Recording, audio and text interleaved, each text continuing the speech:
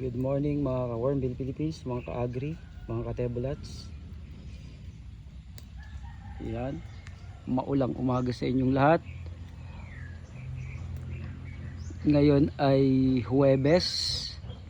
Tayo ay andito at tayo nagpapa-harvest ng aking mga kapatid ng kanilang bulatihan. Yan, nandiyan si Kuya Ruel, si Thor nandoon nakatago, si Ate Sel. Yan.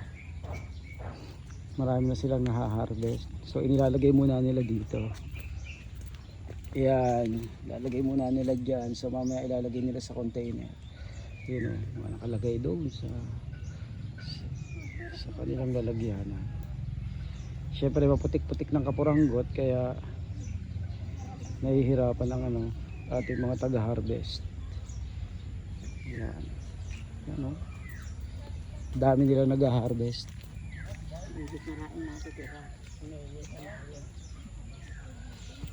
Yan.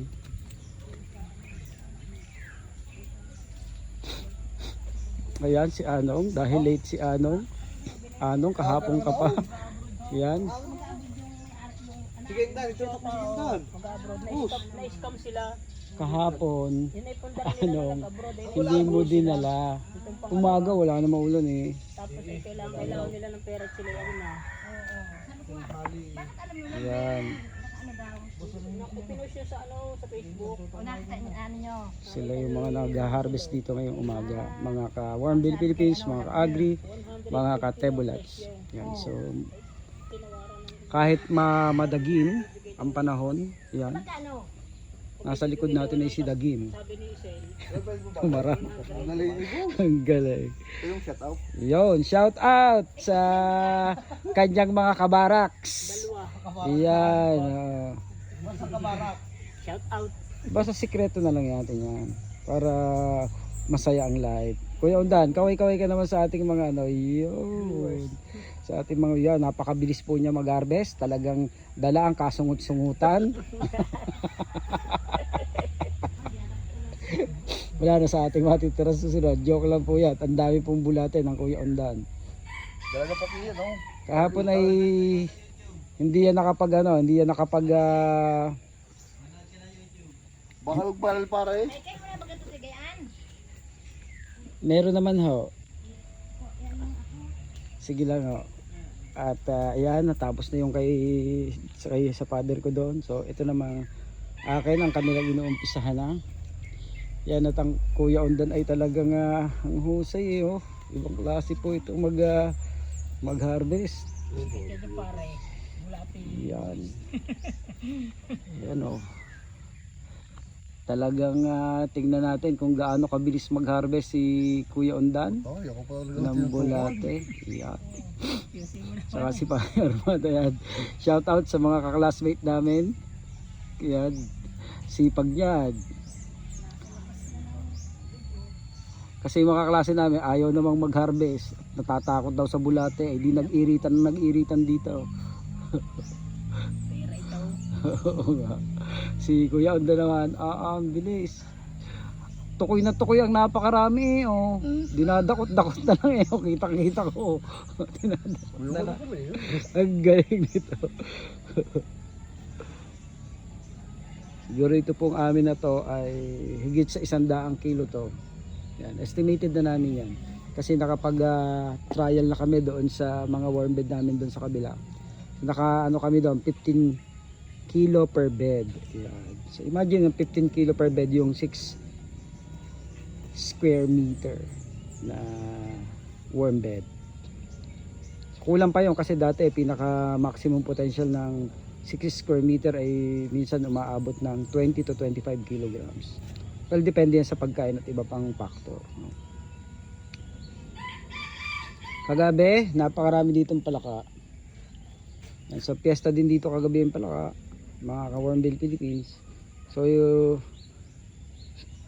mamayang gabi, hindi naman sila makakagala kasi naka-harvest na kami.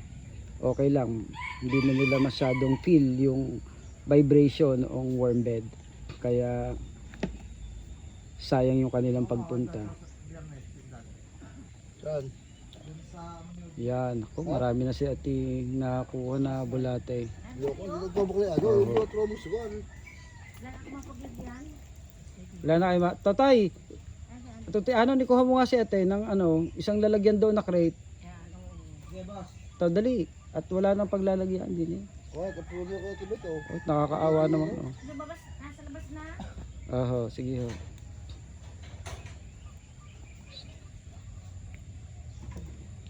So, rain or shine, tuloy ang harvest. Butit hindi na naulan. Talagang si Kuya Ondan po ang ating bida ngayong araw na ito. At yan, ayan yan, donate blood talaga yan ha. Nagdo-donate po yan ng dugo sa ating mga kababayan na nangangailangan ng dugo. Kung gusto niyo po yung 3 litro, ano bang type A mo na dugo? Ay, ang type A mo na dugo. Ang type ng dugo mo? Lalo sa papel ko eh. Nasa papel, yun. So, nasa papel ang kanyang type na dugo. Carlo, dumali yung si ano. Hindi ba kasama ni Carlo? Sinya niya yata. Bakit? Magpapaano din? Na dumali sa ano, nung nagpa-ID, ano ba yan? National ID. Oo. Kasi ano pala, yung anak pala. Ano daw type ng dugo? Yung anak ni Bangay, hindi nila alam ang type ng hula, putang katatag. Anong type ng dugo? Type ano? Iba yun. Type A. Eh, pa siya tayo nga kayo. A+, yan. So, A+ pala ang Kuya Ondan. Galit ng nanay eh. Sabi dali kayo ng dali kayo hindi nyo. Ay, paano kung mamaya eh. Kayo madisgrasya daling ka sa ospital tapos tinignan ng inyong hindi na nakalagay. Di ari kayo. Oo. Kaya nga.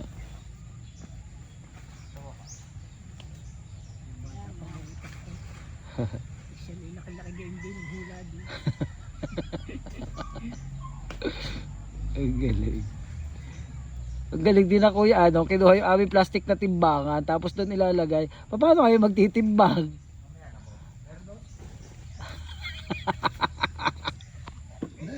Ibang klase dito.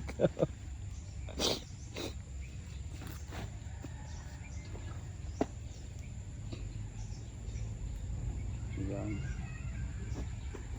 Marami na pala kay paring Arman eh. Oh. Wala ko lang may pwede na ganyan yan. Oo, ngayon palayo kanya. Nasa sako.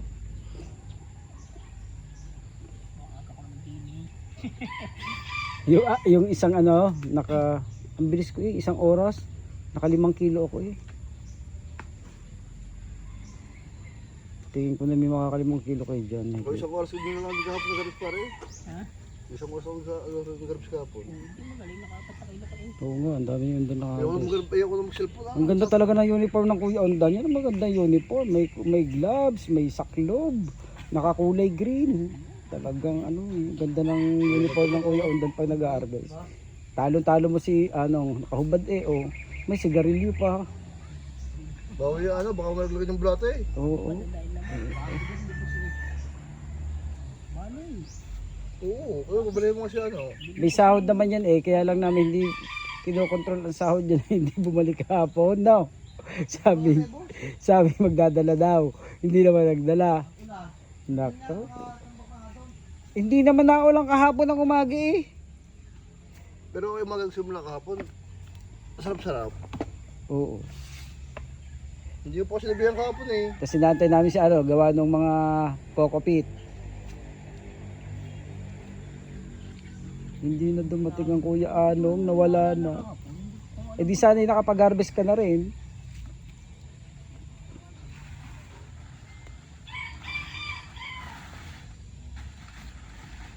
Pero ang daming hina-harvest niya ni Anong. Ang dami yung lugar na yun. Lahat naman. Oo, ang dami. Ito, walang bawas kasi yan. Hindi ko binawasan. Isa't kalati yung bangko hindi narbisan eh. Toy? Oh. Sa kabila, harbisan din. Eh hindi. Saan pang harbisan yan? Marami naman yatong laman yan. Naharbisan ko na yon. Harbisan mo na yan? Ay sa ano pa yung naharbisan? May yun naka-schedule.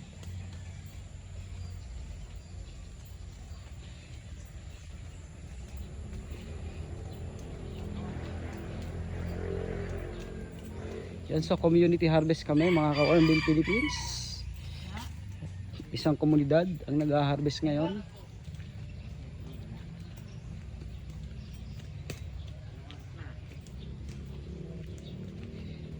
Yan. So balik na tayo dito sa ating, baka may magpapatimbang ng mga kapitbahay.